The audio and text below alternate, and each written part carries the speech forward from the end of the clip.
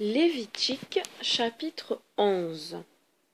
Et le Père Céleste parla à Moïse, à Aaron, disant: Parlez aux fils d'Israël, dites-leur: Voici parmi tous les animaux de la terre ce que vous mangerez. Toute bête au sabot fourchu, dont le sabot se sépare en deux cornes, et en même temps bête ruminante. Mais voici les animaux dont vous ne mangerez pas, même s'ils ruminent, ou s'ils ont le pied fourchu, et si leur sabot se sépare en deux cornes, le chameau, qui rumine, mais n'a pas le sabot fourchu, il est impur pour vous.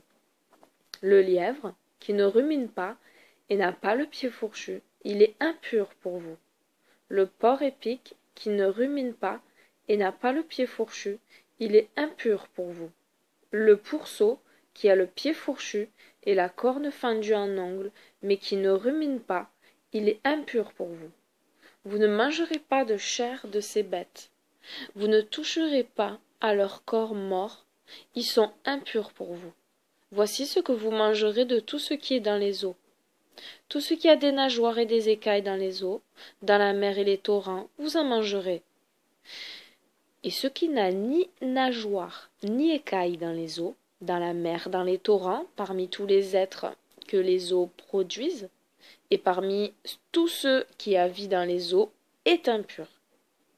Et vous le tiendrez pour abominable. Vous ne mangerez pas de leur chair, et leur corps mort vous seront en abomination. Et tout ce qui, dans les eaux, n'a ni écailles ni nageoires, est abomination pour vous. Parmi les oiseaux, voici ce que vous tiendrez pour abominable et dont vous ne mangerez pas: l'aigle, le griffon et l'aigle de mer, le vautour, le milan et ses analogues, l'autruche, la chouette, la mouette et ses analogues, tous les corbeaux et leurs analogues, l'épervier et ses analogues, oiseaux de proie et charognards, le hibou, le plongeur, l'ibis, le porphyrion, un oiseau de rivière au bec rouge, le pélican, le cygne, le héron, le pluvier, oiseau de plage, et ses analogues, la huppe, sorte de pic vert, et la chauve-souris. Parmi les êtres ailés, tous ceux qui se traînent et marchent sur quatre pieds vous seront en abomination. Mais vous mangerez celles des bêtes ailées qui se traînent et marchent sur quatre pieds, ont ceux de derrière plus longs que ceux de devant, et s'en aident pour bondir sur la terre.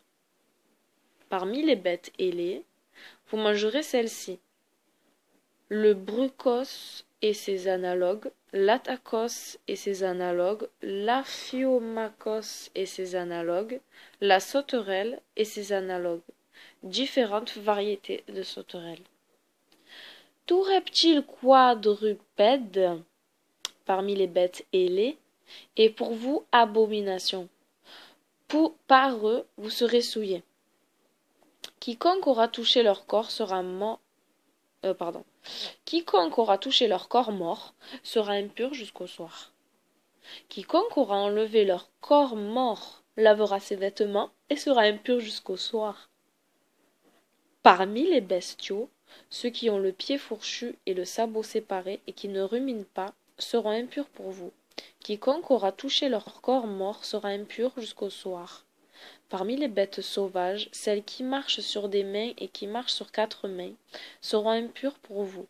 Quiconque aura touché leur corps mort sera impur jusqu'au soir. Celui qui aura enlevé leur corps mort lavera ses vêtements et sera impur jusqu'au soir. Elles sont impures pour vous. Parmi celles qui se traînent à terre, voici celles qui seront impures pour vous: la belette, le rat, le crocodile terrestre, la musaraigne, le caméléon, le chalabotis, sorte de lézard, le lézard et la taupe. Point. Ces bêtes seront impures pour vous. Parmi celles qui se traînent à terre, quiconque aura touché leur corps mort sera impur jusqu'au soir. Toute chose sur quoi l'une d'elles sera tombée morte sera impure, que ce soit vase de bois, vêtements, cuir ou sac, ou tout autre meuble dont on se sert pour travailler. On le lavera dans l'eau, et il restera impur jusqu'au soir. Alors il reviendra pur. Tout vase de poterie, dans l'intérieur duquel tombera l'une de ces bêtes, quoi qu'il contienne, sera impur, il sera brisé. Tout aliment dont on mange, tout breuvage, ou en quelque vase que ce soit et dans lequel tombera de l'eau de ce vase seront impurs. Toute chose sur laquelle sera tombée l'une de ces bêtes mortes sera impure. Si c'est un fourneau ou une marmite, on les purifiera, car ces bêtes sont impures et elles seront impures pour vous. Toutefois les fontaines, les citernes, les nappes d'eau où elles seront tombées resteront pures, mais celui qui touchera leur corps mort sera impur. S'il tombe quelque chose de leur corps mort sur une graine, sur de la semence près d'être ensemencée, cette graine sera pure. Mais si l'on répand sur n'importe quelle graine de l'eau où soit tombé l'un de leurs corps morts, cette graine sera impure pour vous. S'il meurt quelqu'un des bestiaux dont vous pouvez manger, celui qui touchera son cadavre sera impur jusqu'au soir. Celui qui mangera de ses corps morts lavera ses vêtements. Il sera impur jusqu'au soir. Celui qui enlèvera les corps morts lavera ses vêtements, se baignera lui-même et sera impur jusqu'au soir. Tout reptile qui rampe sur la terre sera pour vous abominable. On n'en mangera pas. Parmi les êtres rampants et se traînant à terre, tout ce qui marche sur son ventre, et tout ce qui marche toujours à quatre pattes, et tout ce qui a beaucoup de pieds est abominable pour vous. N'en mangez pas. Gardez-vous de rendre abominables vos âmes en usant des reptiles qui se traînent à terre, de vous souiller, de vous rendre impurs à cause d'eux. Car je suis le Père céleste votre Elohim, et vous serez sanctifiés. Vous serez saints parce que je suis saint, moi, le Père céleste votre Elohim, et vous ne souillerez pas vos âmes en usant des reptiles qui se meuvent sur la terre. Car je suis le Père céleste qui vous ai tiré de la terre d'Égypte, pour être votre Elohim, et vous serez saints parce que je suis saint, moi, le Père céleste. Telle est la loi concernant les quadrupèdes, les oiseaux, et tout être vivant se mouvant dans l'eau, et tout être vivant qui rampe sur la terre. Telle est la séparation entre les purs et les impurs, entre les animaux que l'on peut manger et ceux dont on ne peut goûter. Lévitique, chapitre 12. Et le Père céleste parla à Moïse, disant: Parle aux fils d'Israël, et dis-leur: La femme qui aura été fécondée et qui aura enfanté un garçon sera impure pendant 7 jours, jour de séparation à cause du flux ordinaire. Et le 8e jour, elle circoncira son fils. Ensuite, pendant 33 jours, elle restera en son sang impure. Elle ne touchera à rien de saint. Elle n'entrera pas dans le sanctuaire jusqu'à ce que les jours de la purification soient accomplis. Si elle a enfanté une fille, elle sera impure 2 mois, 7 jours à cause du flux ordinaire, et pendant 66 jours, elle restera dans son sang impur. Et lorsque les jours de sa purification seront accomplis, qu'elle ait enfanté un garçon ou une fille, elle offrira au sacrificateur en holocauste devant la porte du tabernacle du témoignage un agneau sans tache et pour le péché jeune pigeon ou une tourterelle. Et le sacrificateur sacrifiera les offrandes au Père céleste. Il priera pour elle et il la purifiera de la fontaine de son sang. Telle est la loi pour celle qui aura enfanté un fils ou une fille. Si ses facultés sont insuffisantes pour qu'elle donne un agneau, elle prendra 2 tourterelles ou 2 jeunes pigeons qui seront l'un l'holocauste, l'autre la victime du péché, et le sacrificateur priera pour elle, et elle sera purifiée. Lévitique, chapitre 13. Et le Père Céleste parla à Moïse et à Aaron, disant: S'il vient à un homme sur la peau de sa chair une tache luisante, et s'il vient à la peau de sa chair une plaie de lèpre, il sera conduit au sacrificateur Aaron ou à l'un des sacrificateurs ses fils. Le sacrificateur examinera la tache sur la peau de sa chair. Or, si le poil sur la tache est devenu blanc, si l'aspect de la plaie présente un enfoncement dans la peau de la chair, c'est la plaie de la lèpre. Le sacrificateur le verra et déclarera l'homme impur. Mais s'il a sur la peau de sa chair une tache blanche et luisante, si la plaie ne présente pas d'enfoncement dans la peau de sa chair, si le poil n'a pas blanchi mais reste de couleur foncée, le sacrificateur séparera la tache 7 jours. Et le 7e jour, le sacrificateur observera la tache. S'il voit qu'elle persiste sur la peau et n'a nullement changé, alors il séparera l'homme 7 jours pour la seconde fois. Le 7e jour, le sacrificateur visitera l'homme une seconde fois, et s'il voit une tache de couleur foncée qui n'a pas changé de nature sur la peau, alors il déclarera que l'homme est pur. Ce n'est qu'une tache, et ayant lavé ses vêtements, il sera pur. Mais si sa tache luisante a changé de nature et s'est déplacée sur la peau, après que le sacrificateur aura visité l'homme pour le déclarer pur, l'homme sera de nouveau visité par le sacrificateur. Celui-ci l'observera, et voilà que la tache a encore changé de nature sur la peau. Alors il déclarera que l'homme est impur. C'est la lèpre. Si un homme a une plaie de lèpre, il ira devant le sacrificateur. Celui-ci le visitera, et s'il voit qu'une cicatrice blanche apparaît sur la peau, si la cicatrice a rendu le poil blanc, et s'il y a de la chair vive dans la trace sur la chair saine, c'est une lèpre ancienne sur la peau du corps, et le sacrificateur déclarera l'homme impur, et il le séparera parce qu'il est impur. Si la lèpre fleurit et fleurit sur la peau, si elle couvre toute la peau de l'homme, de la tête aux pieds, partout où le sacrificateur portera les yeux, le sacrificateur observera, et voilà que la lèpre a couvert toute la peau du corps.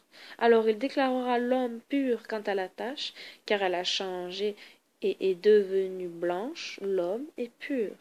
Mais le jour qu'il soit où sur l'homme apparaîtra de la chair vive, j'ai mal lu, pardon, verset 14, mais le jour quel qu'il soit, où sur l'homme apparaîtra de la chair vive, il sera déclaré impur. Le sacrificateur observera la chair vive, et la chair vive doit prouver qu'il est impur, car il est impur, c'est la lèpre. Mais si la chair vive se cicatrise et redevient blanche, l'homme se présentera au sacrificateur. Le sacrificateur observera, et s'il voit que la peau est devenue blanche, il déclarera que la tache est pure. En ce cas, l'homme est pur. Mais si la chair est ulcérée dans la peau et qu'elle se guérisse, si à la place de l'ulcère il vient une cicatrice blanche, ou luisante et blanchissante, ou tirant sur le rouge, l'homme sera visité par le sacrificateur. Le sacrificateur observera, et s'il voit que la plaie a creusé au-dessous de la peau et que les poils sont devenus blancs, il déclarera l'homme impur, c'est la lèpre. Elle s'est formée dans un ulcère. Mais si le sacrificateur, ayant fait la visite, il y a des poils blancs en ulcère, si l'ulcère n'a pas creusé au-dessous de la peau, s'il est devenu obscur, le sacrificateur séparera l'homme 7 jours. Si l'ulcère s'est étendu et étendu sur la peau, le sacrificateur déclarera encore l'homme impur, c'est une plaie de lèpre, elle s'est formée dans l'ulcère. Si la tache blanche persiste au même lieu et ne s'étend pas, c'est une cicatrice d'ulcère, le sacrificateur déclarera que l'homme est pur. Si la chair est vivement enflammée dans la peau, si dans la part guérie de l'inflammation il reste à la peau une tache luisante, blanche ou rougeâtre, ou très blanche, le sacrificateur observera l'homme, et s'il voit que dans la tache luisante le poil devient blanc et que son aspect présente un enfoncement dans la peau, c'est une lèpre. Elle s'est formée dans l'inflammation et le sacrificateur déclarera l'homme impur. C'est une plaie de lèpre. Mais si lorsque le sacrificateur aura observé, il ne voit pas de poils blancs dans la tache luisante, s'il n'a pas fait d'enfoncement au-dessous de la peau, si elle est de couleur obscure, il séparera l'homme pendant 7 jours. Et le 7e, il le visitera. Si la trace s'est étendue sur la peau, il le déclarera impur. C'est une plaie de lèpre. Elle s'est formée dans l'inflammation. Mais si la tache luisante persiste à la même place et ne s'est pas étendue sur la peau, si elle est de couleur sombre, c'est une cicatrice de l'inflammation, et le sacrificateur déclarera l'homme pur, car c'est la marque de l'inflammation. Si un homme ou une femme a une plaie de lèpre dans la barbe ou dans les cheveux, le sacrificateur visitera la plaie. Et s'il voit qu'elle présente un enfoncement au-dessus de la peau, et que le poil est devenu blond et grêle, il déclarera la personne impure. C'est une teigne, une lèpre de la tête ou une lèpre de la barbe. Mais lorsque le sacrificateur aura visité la plaie de la teigne, et s'il n'y a pas d'apparence d'enfoncement au-dessous de la peau, s'il ne voit pas de poils blonds, il séparera la plaie pendant 7 jours. Le 7e jour, il la visitera, et si elle ne s'est pas étendue, s'il n'y a pas en elle de poils blonds, si elle ne présente pas l'aspect d'un enfoncement de la peau, il rasera la peau et ne rasera pas la teigne, et une seconde fois il séparera la plaie pendant 7 jours. Le 7e jour, le sacrificateur visitera la teigne. S'il voit qu'elle ne s'est pas étendue sur la peau après que la personne aura été rasée, qu'elle ne présente pas l'aspect d'un enfoncement au-dessous de la peau, le sacrificateur déclarera la personne pure. Elle lavera ses vêtements et sera pure. Mais si la teigne s'est étendue sur la peau après que la personne aura été déclarée pure, le sacrificateur la visitera encore, et s'il voit que la teigne s'est étendue sur la peau, le sacrificateur n'examinera pas si le poil est devenu blanc, la personne est impure. Mais si à ses yeux la teigne reste à la même place, s'il y a pousse des poils noirs, la teigne est guérie. La personne est pure. Le sacrificateur la déclarera pure.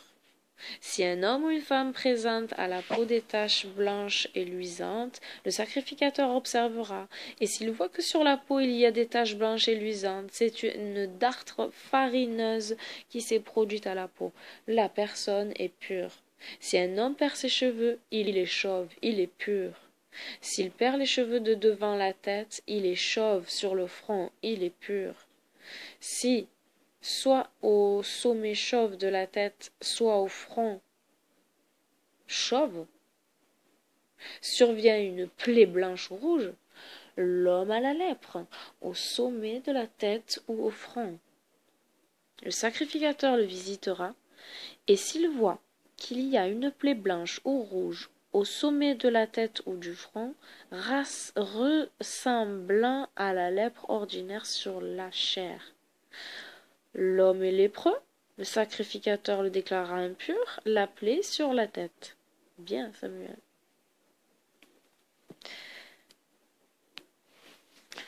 Pardon, Samuel. C'est pas ça. Juste que ça me dérangeait. Pardon, donc je relis le verset que je viens de lire, c'était le 45. Que les vêtements soient lépreux, que les vêtements du lépreux soient dénoués, pardon, qu'on lui découvre la tête, qu'on lui mette un linge sur sa bouche, et il sera appelé impur. Non, c'est la suite, j'ai pas relu, c'était le verset 44 avant. Bon, je continue. Verset 46. Il restera impur tous les jours durant lesquels la plaie sera sur lui. Il demeurera à part, son séjour sera hors du camp. S'il survient une tache de lèpre à un vêtement de laine ou de lin, ou à la chaîne, ou à la trame, ou au fil du lin, ou au fil de la laine, ou à un cuir, ou à tout ouvrage en cuir, si la tache devient verdâtre, aux couleurs de rouille sur le cuir, sur le vêtement, sur la chaîne, sur la trame, sur tout ouvrage en cuir, c'est une tache de lèpre. On la montrera au sacrificateur. Le sacrificateur verra la tache et pendant 7 jours, il la séparera. Le 7e jour, le sacrificateur visera la tache, et si elle s'est étendue sur le vêtement, sur la chaîne, sur la trame, sur la peau travaillée, de n'importe comment, la tache est une lèpre persistante. L'objet est impur. Le sacrificateur brûlera le vêtement ou la chaîne ou la trame, qu'elle soit de laine ou de lin, il brûlera la peau travaillée qui sera tachée, car c'est une lèpre persistante, l'objet sera consumé par le feu. Mais lorsque le sacrificateur l'aura visité, si la tache ne s'est étendue ni sur le vêtement, ni sur la chaîne, ni sur la trame, ni sur l'ouvrage en cuir, le sacrificateur donnera ses ordres, l'homme lavera devant lui la tache, et le sacrificateur séparera encore la tache pendant 7 jours. Et le sacrificateur verra la tache après qu'elle aura été lavée, et si elle n'a pas changé d'apparence, quoiqu'elle ne se soit pas étendue, l'objet est impur. Il sera consumé par le feu, puisque la tache a persisté sur le vêtement, ou sur la chaîne, ou sur la trame. Si après le lavage, le sacrificateur voit que la tache a pris une teinte sombre, il déchirera cette part du vêtement, de la chaîne, de la trame ou du cuir. Et si la tache reparaît sur le vêtement, sur la chaîne, sur la trame ou sur l'ouvrage en cuir, c'est une lèpre qui se montre. On consumera par le feu ce qui est taché. Et le vêtement ou la chaîne ou la trame ou l'ouvrage en cuir qui aura été lavé et dont la tache aura disparu sera lavé des rechefs et sera pur. Qu'est-ce que ça veut dire sera lavé des rechefs et sera pur? Telle est la loi des taches de lèpre sur les vêtements de laine ou de lin, sur les chaînes et les trames, sur les peaux travaillées. C'est ainsi qu'on les déclarera purs ou impurs. Lévitique chapitre 14. Et le Père céleste parla à Moïse disant, voici la loi du lépreux. Le jour où il sera purifié, on le conduira au sacrificateur. Celui-ci sortira du camp et l'inspectera. Il voit que la tache de lèpre est guérie sur le lépreux, il donnera ses ordres et l'on prendra pour le purifier 2 petits oiseaux purs et vivants, ainsi que du bois de cèdre, de l'écarlate filée et de l'hysope. Le sacrificateur donnera ses ordres et l'on égorgera l'un des oiseaux dans un vase de terre sur de l'eau vive. Le sacrificateur prendra l'oiseau vivant avec le bois de cèdre, l'écarlate filée, l'hysope, et il les trempera dans le sang de l'oiseau égorgé sur de l'eau vive. Il aspergera 7 fois le purifié, et celui-ci sera pur. Puis il laissera l'oiseau vivant s'envoler dans la campagne. Le purifié lavera ensuite ses vêtements, et on lui rasera tout le corps. On le lavera avec de l'eau, il sera pur. Après cela, il entrera dans le camp, et demeurera 7 jours hors de sa maison. Le 7e jour, on lui rasera la tête, le menton, les sourcils et tout le corps. Il lavera ses vêtements, et il se lavera le corps avec de l'eau, et il sera pur. Le 8e jour, il prendra 2 agneaux d'un an sans tache, et une brebis d'un an sans tache pour le sacrifice, ainsi que 3 dizaines d'épis de fleurs de farine pétrie dans l'huile et une mesure d'huile. Le sacrificateur qui purifiera l'homme le placera avec les offrandes en présence du Père céleste devant la porte devant la porte du tabernacle du témoignage. Puis il prendra l'un des 2 agneaux, et il l'offrira pour le délit, en même temps que la mesure d'huile, et il les mettra à part devant le Père céleste. On égorgera l'agneau dans le lieu où l'on immole les holocaustes et les victimes pour le péché, dans le lieu saint, car la victime pour le péché est comme celle pour le délit, elle appartient au sacrificateur, c'est chose très sainte. Le sacrificateur prendra du sang de la victime pour le délit, et il en mettra sur l'oreille droite du purifié, et sur l'extrémité de sa main droite, et sur l'extrémité de son pied droit. Ensuite le sacrificateur, ayant pris la mesure d'huile, en versera dans sa main gauche. Il trempera le doigt de la main droite dans l'huile de la main gauche, et il fera 7 aspersions devant le Père céleste. Quand l'huile restait dans sa main gauche, Quant à l'huile restée dans sa main gauche, il en mettra sur le lobe de l'oreille droite du purifié, sur l'extrémité de sa main droite et sur l'extrémité de son pied droit, comme il a mis du sang de la victime.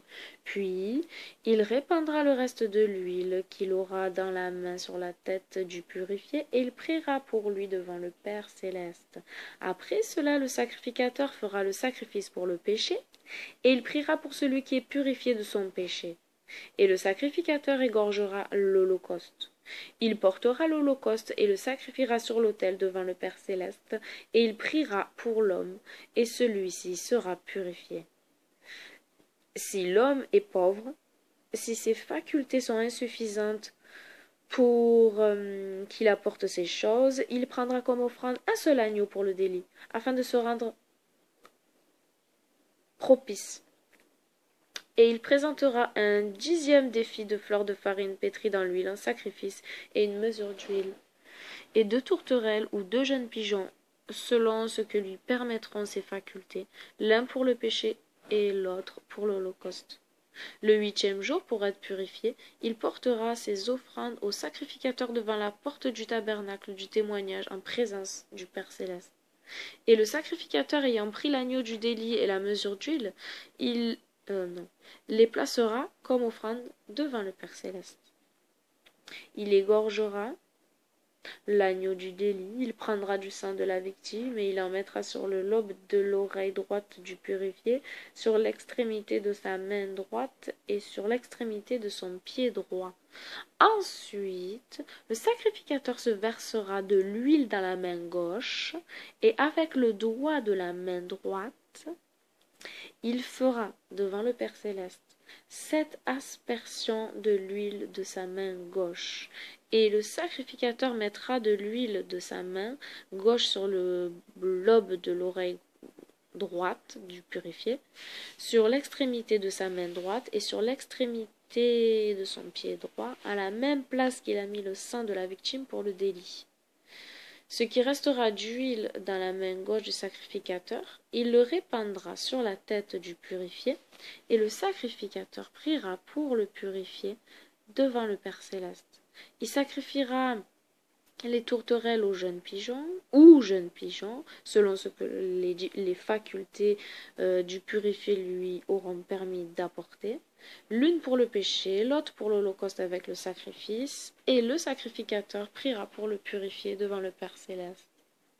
Telle est la règle pour la tâche de lèpre et pour celui qui ne peut présenter toutes les offrandes de la purification. Le Père céleste parla encore à Moïse et à Aaron, disant: Lorsque vous serez entrés en la terre de Canaan, que je vous donne pour héritage, et que je ferai paraître la tache de lèpre sur les maisons de la terre qui vous appartiendra, le maître de la maison ira l'annoncer au sacrificateur, disant: Il se porte comme une tache dans ma maison. Et le sacrificateur ordonnera que l'on démeuble la maison avant qu'il y entre pour voir la tache, de peur que les meubles de la maison ne deviennent tous impurs. Cela fait, il entrera pour visiter la maison. Puis il observera la tache, et il voit des cavités verdâtres ou rousses qui s'enfoncent dans les murs. Il sortira, et se tenant sur la porte, il séparera la maison pendant 7 jours. Le 7e jour, le sacrificateur reviendra, et il examinera la maison, et s'il voit que la tache s'est étendue sur les murs, il donnera des ordres et l'on enlèvera les pierres sur lesquelles est la tache, et on les jettera hors de la ville, en lieu impur. Ensuite, on raclera l'intérieur de la maison tout alentour, et la poussière enlevée sera jetée hors de la ville en lieu impur. On rendra d'autres pierres grattées que l'on mettra à la place de celles que l'on aura ôtées, et l'on prendra un autre produit avec lequel la maison sera recrépie, pardon, et l'on prendra un autre enduit avec lequel la maison sera recrépie. Si la tache revient dans la maison, après qu'on aura enlevé les pierres, raclé et recrépi les murs, le sacrificateur entrera encore et observera. Si la tache s'est étendue dans la maison, c'est une lèpre persistante dans la maison. La maison est impure. Alors on démolira la maison et l'on portera hors de la ville en lieu impur ses bois, ses pierres et tous les décombres. Celui qui sera entré dans la maison durant l'un des jours où elle aura été séparée sera impur jusqu'au soir. Celui qui aura couché dans la maison lavera ses vêtements et sera impur jusqu'au soir. Celui, enfin, qui aura mangé dans la maison lavera ses vêtements et sera impur jusqu'au soir. Mais si le sacrificateur entre et l'examine, s'il voit que la tache ne s'est pas étendue dans la maison, après qu'on l'a recrépie, il purifiera la maison, la tache est effacée. Et il prendra pour purifier la maison 2 oiseaux purs vivants, et du bois de cèdre, et de l'écarlate filée, et de l'hysope. Il égorgera l'un des oiseaux dans un vase de terre sur de l'eau vive, puis il prendra le bois de cèdre, l'écarlate filée, l'hysope et l'oiseau vivant, et il les trempera dans le sang de l'oiseau, égorgé sur de l'eau vive, et il fera dans la maison 7 aspersions. Il purifiera ainsi la maison par le sang de l'oiseau égorgé, et avec l'eau vive, l'oiseau vivant, le bois de cèdre, l'hysope et l'écarlate filée, pardon. Point. Après quoi, il lâchera l'oiseau vivant hors de la ville dans la campagne, il priera pour la maison, et elle sera pure. Telle est la loi pour toute tache de lèpre, toute plaie, pour la lèpre de vêtements et de maison, pour la lèpre provenant de cicatrices, de pustules et de taches luisantes, et pour la notification du jour où l'on est impur et de celui où l'on est purifié. Telle est la loi de la lèpre.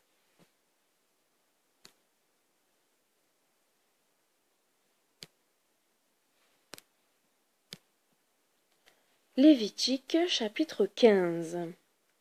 Le Père Céleste parla à Moïse et à Aaron, disant: Parlez aux fils d'Israël, dites-leur: s'il survient à un homme un écoulement du corps, cet écoulement est impur. Voici la règle de son impureté. S'il s'écoule de son corps de cette semence par laquelle son corps a été formé, il y a impureté en lui. Tous les jours durant lesquels s'écoule de son corps ce liquide dont son corps a été formé, son impureté subsiste. Tout lit sur lequel aura dormi l'homme atteint de la gonorrhée est impur. Tout siège où il sera assis est impur. L'homme qui aura touché sa couche lavera ses vêtements, se lavera lui-même avec de l'eau, et sera impur jusqu'au soir. Celui qui se sera assis sur le siège où s'est assis l'homme atteint de la gonorrhée lavera ses vêtements, se lavera lui-même avec de l'eau, et sera impur jusqu'au soir. Celui qui aura touché la chair de l'homme atteint de la gonorrhée lavera ce vêtement, se lavera lui-même avec de l'eau, et sera impur jusqu'au soir. Si l'homme atteint de la gonorrhée a craché sur un autre homme, celui-ci lavera ses vêtements, se lavera lui-même avec de l'eau, et sera impur jusqu'au soir. Toute garniture du bas, celle de l'âne sur lequel sera monté l'homme atteint de la gonorrhée, sera impur jusqu'au soir. Quiconque touchera quoi que ce soit de ce qui aura été alors sous lui sera impur jusqu'au soir. Celui qui enlèvera les harnais lavera ses vêtements, se lavera lui-même avec de l'eau et sera impur jusqu'au soir. Celui qui aura seulement touché l'homme atteint de la gonorrhée et ne se sera pas lavé les mains, lavera ses vêtements, se lavera les mains avec de l'eau et sera impur jusqu'au soir. Le vase de terre qu'aura touché l'homme atteint de la gonorrhée sera brisé. Le vase de bois sera lavé avec de l'eau et redeviendra pur. Si l'homme atteint de la gonorrhée est purifié de son écoulement, il comptera lui-même pour sa purification 7 jours, après lesquels il lavera ses vêtements et son corps avec de l'eau, et il sera pur. Le même jour, il prendra 2 tourterelles ou 2 jeunes pigeons, et il les portera, en présence du Père céleste, devant la porte du tabernacle du témoignage. Il les donnera au sacrificateur. Et le sacrificateur les sacrifiera l'un pour le péché, l'autre pour l'holocauste. Le sacrificateur priera pour l'homme devant le Père céleste pour l'expiation de son péché, de son écoulement. L'homme qui aura une pollution nocturne se lavera tout le corps avec de l'eau et sera impur jusqu'au soir. Le vêtement ou la peau, tachée par la pollution, sera lavé avec de l'eau et sera impur jusqu'au soir. Si une femme est couchée avec un homme et qu'il l'ait pollué, ils se laveront tous les deux avec de l'eau, ils seront impurs jusqu'au soir. La femme qui perd du sang et a un écoulement de son corps restera 7 jours dans son flux menstruel. Quiconque la touchera sera impur jusqu'au soir. Toute chose sur laquelle elle sera couchée pendant ses menstruations, toute chose sur laquelle elle sera assise sera impure. Quiconque touchera sa couche lavera ses vêtements, se lavera le corps avec de l'eau et sera impur jusqu'au soir. Quiconque aura touché un meuble sur lequel elle se sera assise lavera ses vêtements, se lavera lui-même avec de l'eau et sera impur jusqu'au soir. Celui qui la touchera, qu'elle soit au lit ou assise sur un meuble, sera impur jusqu'au soir. Si quelqu'un couche avec elle, l'impureté qu'elle a passera sur lui. Il sera impur 7 jours. La couche sur laquelle il aura dormi avec elle sera impure. Si une femme perd du sang plusieurs jours, hors de l'époque menstruelle, et si après cette époque l'écoulement continue, elle sera impure tant que durera cet écoulement impur, comme pendant son flux menstruel. Et toute couche sur laquelle elle aura dormi pendant cet écoulement serait comme sa couche lors de son flux menstruel, et tout meuble sur lequel elle se sera assise aura la même impureté que pendant son flux menstruel. Quiconque l'aura touché sera impur. Il lavera ses vêtements et son corps avec de l'eau, et il sera impur jusqu'au soir. Mais si elle redevient pure de son écoulement, il lui sera encore compté 7 jours, au bout desquels elle sera déclarée pure.